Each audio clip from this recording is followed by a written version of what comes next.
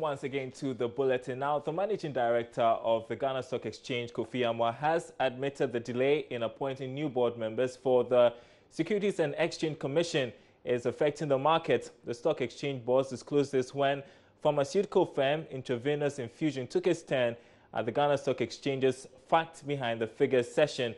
He spoke with George Wiafe. Not from the context of daily secondary market activity, but from the context of wanting to do, say, rights issues, public offers, and so forth, but not from the context of daily secondary trade. So from you as a player and the manager of this space, what pressure are you also bringing on those who matter in this space to ensure that it is done quickly? Because we have for a very infant market like this, some of these externalities, some might say, doesn't help. But don't forget there are executives in place, and all this review, the first stop is the executives. It's just the second leg of, the various committees of the commission meeting over various things that may have been represented by the executives for the various approvals. So I'm saying that I believe it will be sorted out sooner than later. And like I'm also saying, the executives are also there with the day-to-day running of the business. So it shouldn't be an issue that much as far as certain aspects of our business is concerned. I agree with you in terms of public affairs, right issues, and so forth. Unless the commission, as specified by the law, has actually approved it, you cannot go for it. So that is where the difficulty lies. But I believe we'll get over as quickly as possible. Some have said that for an infant market where we are growing fast and we are getting on, these externalities doesn't really help, and a real disincentive again for, especially for the fresh companies. The existing ones, they are used to this cycle.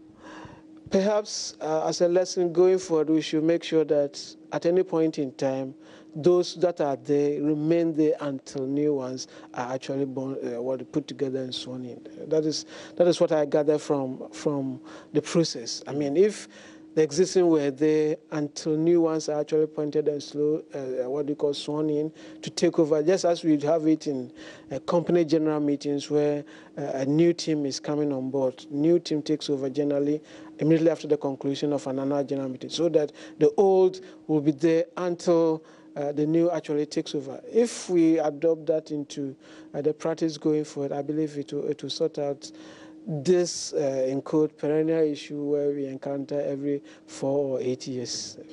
Okay, so we'll still stick with the facts behind the figures, because we've been speaking with the managing director of Intravenous Infusion, whose company took its stand before the session, and we're echoing some concerns of pharmaceutical companies who are saying that changes in payments for the sector are badly affecting the operations. Government recently asked firms in this sector to start paying taxes on inputs which they were previously exempted from paying. Now, government is likely to refund payments by the end of the year. But speaking to Joy Business, the managing director of Intravenous Infusion, David Kapri-Kluche, said the development is affecting cash flows. Worry for us. That's certainly a worry for us, because originally, a few years ago, the industry had to pay the VAT at the ports when we clear raw materials. Then we pay the VAT and then we claim it back. But it means that you have to find the funds to go and pay it first. Then we lobbied the government, and government agreed that the certain category of products will not have to pay VAT anymore. So we were exempt.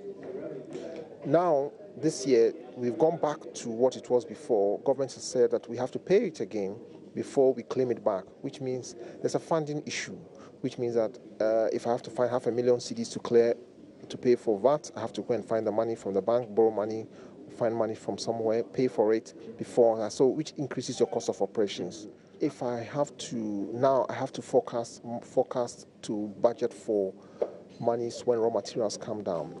These monies could have been used to place orders for raw materials, to pay for equipment which we could be using to expand our business. But now this money has to be kept here. Every time we import goods, we have to pay the VAT. And it's taken about 3 months plus for the government to refund the money to you. So whilst the refund hasn't taken place, you are out of pocket by the amount of VAT that you have paid. And it's a worry. It's a worry.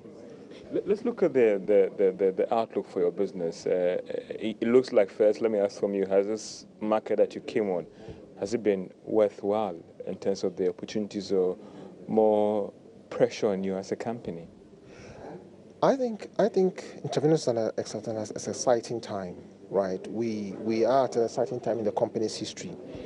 I think with the focus of the board, we are going in a new direction. The direction is good. We think we're going to be good value for the people of Ghana, because as the hospital segment grows, we are going to support them. We're going to be able to take advantage for Ghana being a pharmaceutical hub to grow for the West African sub-region. So I think we are a good place. We are definitely a good place. We are definitely a good place. The blips with the city finally, has it been a problem for you, or you have a hedging facility in place where it's not hitting you that bad? No. There are challenges like everybody is facing in this country. My biggest challenge, or as an organization, our biggest challenge is 95% of our products are sold to the hospitals. And if the hospitals are not in a position to pay you, it's a huge problem for us. We are finding other creative ways to work with this, but ultimately, cash is king in any business. If you don't have cash, the goodwill of people to your business can run out. But if you have your own cash, you can definitely be in business for a very long time, and that's the problem. We're just appealing to the government to work with the facilities and release the NHIA payments, because that is what is the single biggest problem to the sector. While there at the Facts Behind the Figures session, we spoke with the Managing Director of the Ghana Stock Exchange, Kofi Ama, on the issues to do with the cocoa processing company. And while he says the company should look at addressing the company's problems rather than going off the market, this follows Cocoa Board's decision to look at delisting from the market.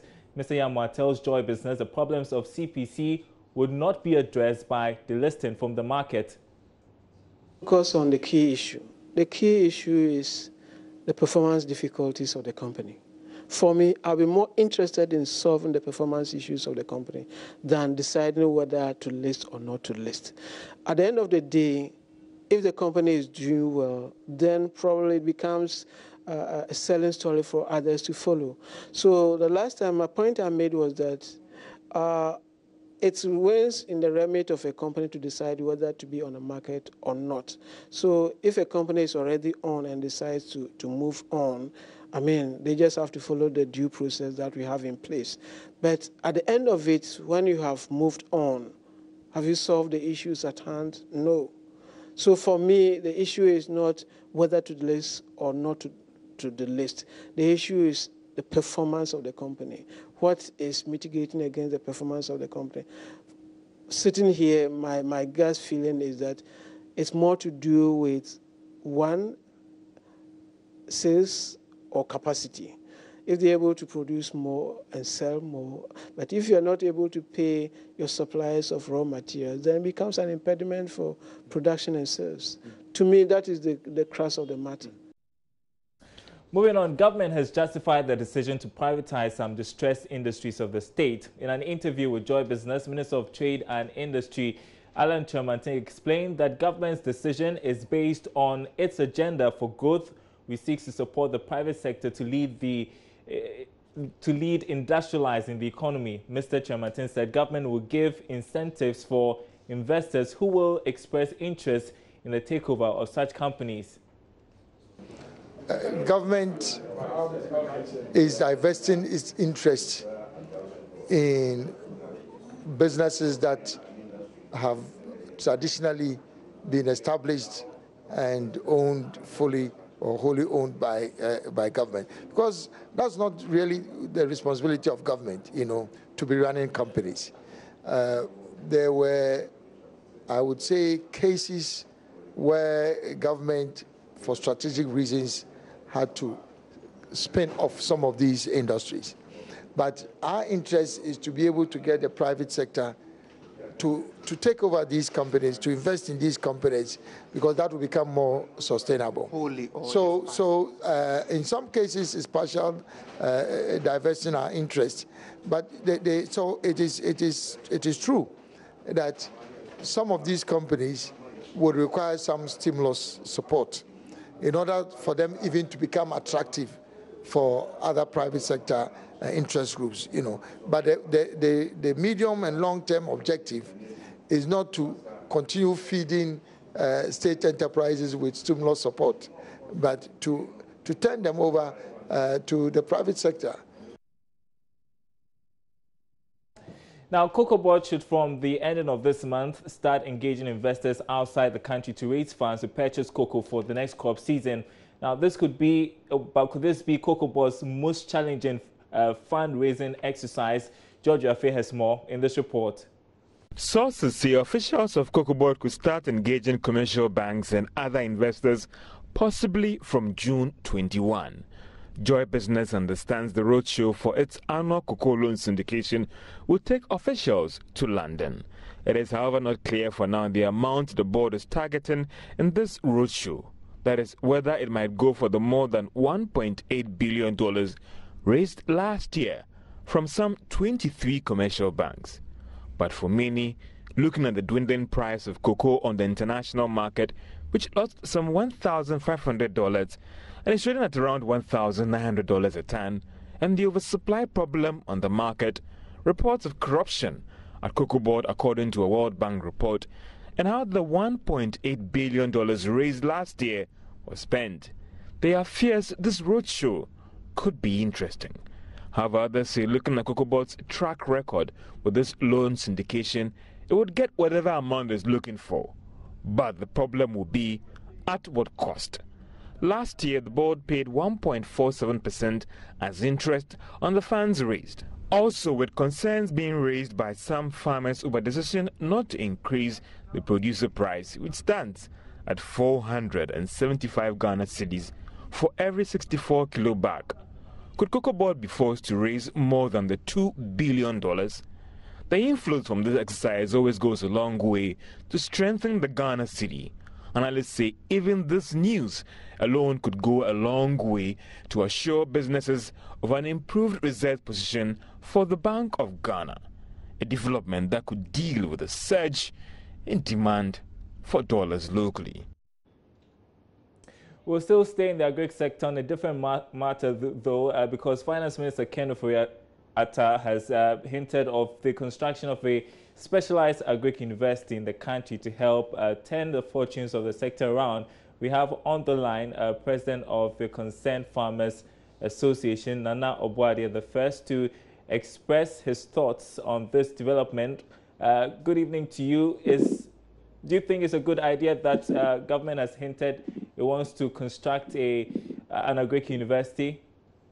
Yeah, thank you very much, and good evening to all the listeners. Looking at the whole thing that government wants to put up a great university, well, it's good, but at the end of the day, why they are great university? We have these colleges and all the universities in Ghana, also some of them do are great, and the rest. But at the end of the day, what have you achieved so far? Nothing. We have this CSIR, which is there so far as this research and other things has been concerned, and nothing has been done. We have this serious state of emergency in this country, and this armyworm all over have captured all over the farms areas in this country. And then this CSIR has not even come out with anything, or maybe let's say the agri sector has not done anything about it. I think that we don't need the university as of now. It's good when we have the university, but it's like we keep on rushing to some things that we don't need it. You know, even the college that we have, what have they done so far? What is the achievement? What have they benefit from the agri college and the other things that we have in this country? So putting up the university, whatever, is good, but at the end, there is going to be a white elephant. So you would rather that government equips the already existing agricultural research centers to sort of boost research for the sector? Is that the case? Yeah, exactly. Because I was so surprised that we have this the crisis about this armyworm, and then $60 million have been put in place just to fight this armyworm, and we have this CSIR, which is there, and they've done nothing. You know. And I will be so happy that at the end, when the thing happened, like the agri sector will even put up a sample of this kind of armyworms, and then they will send it to the laboratory for them to check, so that we can have an antidote for this kind of problem to solve it. But at the end of the day, nothing has been done. So putting up this, how do you call it, the university and other things is going to be the same. We have so many things in this country that is not being used, or we don't even benefit from it. We have the colleges. We have to concentrate on the colleges and then equip them very well, put up a research centers, put up a very good laboratory that they can help the farmers. But putting up the university, it will be the name, the university, all right, people will just go and then they'll be at home. Like the way people are going for the agri colleges and they are home, they don't even have a job to do. Let me pick your thoughts on this. We understand that this is supposed to be sort of an institution that leads scientific research on agric. I want to pick your thoughts on this because we spoke to the General Agric Workers Union, and the indication we're getting was that research is not priority now. What kind of premium do you attach to research as farmers? How relevant do you think it is to the work you do? Yeah, every country that take agric serious, or every country that are serious as far as their people is concerned, they have research centers and they have scientists. And it's the scientists that hold the nation. Every country, the scientists that hold the nation. In America, it's the scientists that hold the nation. When you come to Ghana, it's politicians that dictate and then they hold this country. That is why this country is falling backwards and then it's deteriorating. What I can say about this issue is we need a research center, a serious research center, and at the same time a very good laboratory that any challenges or anything that comes, they can do a research on it, and we will have an antidote and get a chemical to fight about it. Rather than importing or going outside to go and import something into this country. They'll be making money, and we will not be making any money. Just imagine $16 million just to fight anywhere. Just a quick one, because we are running out of time. So you'd rather the $1 million is directed to what? To providing inputs for farmers? No, not input. The $1 million can put up a very nice research center, which it is going to be a laboratory that we will have our scientists there, that any challenges that we, the farmers, we will have, they will just check it and then they will solve the problem. A research center, not a university. Come again? A research center, not a university, you say? Yeah, exactly, because we have to equip our agri colleges very well. Thanks very much. The colleges, we don't see anything. How much more the university? Well, thank you very much for your time. Nana Obuadia the first, he is with the Concerned Farmers Association. We want to move on now. The National Road Safety Commission partnership with the DVLA and other stakeholder institutions is to roll out a vehicle towing campaign from the 1st of July. Now, statistics show that a considerable number of road crashes are caused by broken down and abandoned vehicles on some major roads. In a bid to address this, Kuku Aban reports this would come with the introduction of some levies for motorists who are already resisting the implementation. Let's have a repeat of the first story, which first aired on AM Business. Broken down and abandoned vehicles, heavy-duty trucks in particular, have over the years posed a major risk for motorists and pedestrians alike. The National Road Safety Commission estimates that almost 30% of road crashes in the country are caused by such unattended vehicles, most of them fatal. Here is Head of Communications at the Commission, Kwame Kudua Etiahene. To learn, for instance, on a good day, if you travel the distance Accra Kumasi, you are likely to count about 80 broken down vehicles, many of which are high tonnage vehicles that always poses all kinds of difficulty for motorists. So one way we needed to start to reflect on these concerns as an agency that is responsible for risk management. To address this, the Commission has announced plans to impose levies on motorists from the 1st of July. A flat charge of 20 cedis will be slapped on private vehicle owners, 40 cedis for commercial ones, and 10 cedis for motorbike users. Minibus users would have to cough up 80 cedis, while heavy-duty truck operators are to pay between 80 and 200 cedis per their tonnage anytime they renew their roadworthy certificates. Kwame Etiahene explains. But you see, we're looking at this model that will have all of us provide some minimum contribution to solve the national concern. Why? The high tonnage vehicle that breaks down, because there is no capacity to tow the vehicle, it stays on the road for hours, sometimes for days and weeks. And those of us who don't have vehicles, we've never thought of even procuring a vehicle or a motorbike. We sit in vehicles as innocent passengers. And because as a country we are unable to deal with this risk, we get to run into these vehicles and we lose our lives and property. But motorists especially are kicking against this. For them, it's only an unfair means to extort monies from them. But the question for me is how it's going to be made effective.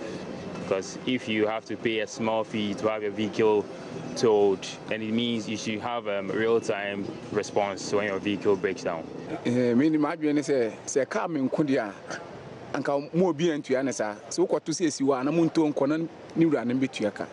I don't think anybody should pay this money. My car barely breaks down. It can go a year without any issues.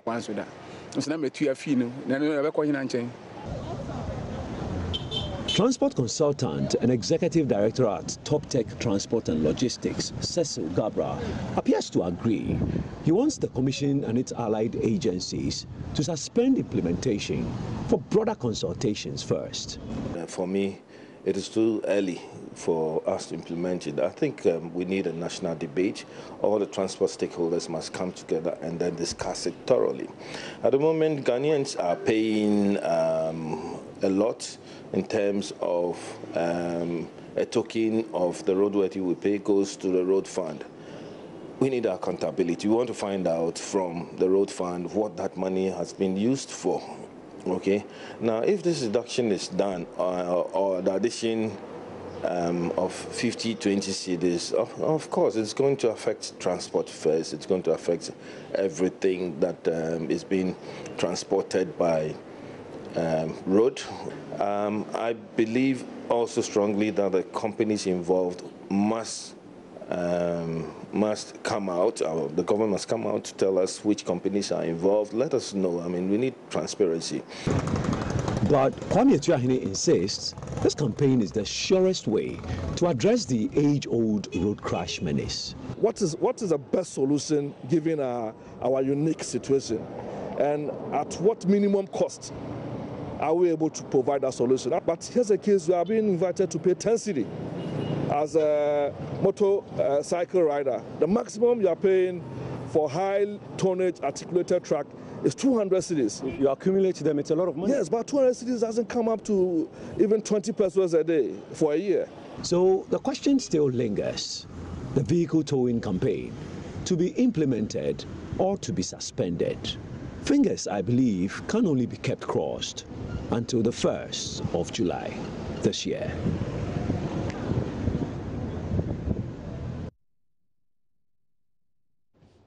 You're watching Business Live. Our interview of the day is up next after this break.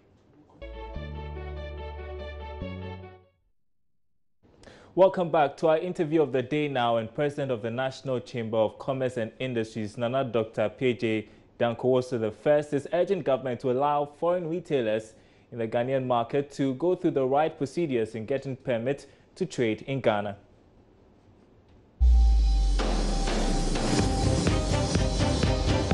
Interview of the day. Educate the private sector more on where to go and to formulate legal framework on how this one district, one factory will work and work well, and to achieve the objective to have the intended purpose also realized.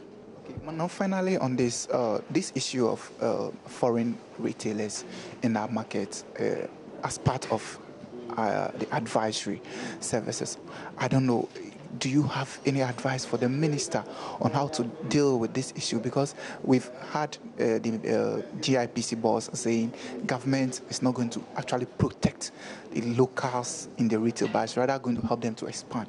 I don't know, as a member of the advisory board, a key member at that, what advice are you going to give to the ministry or the government on this issue? There are certain things citizens can do. There are certain things foreigners cannot do. So in that direction, we need to look at the framework well, where citizens can do what can do and where non-citizens.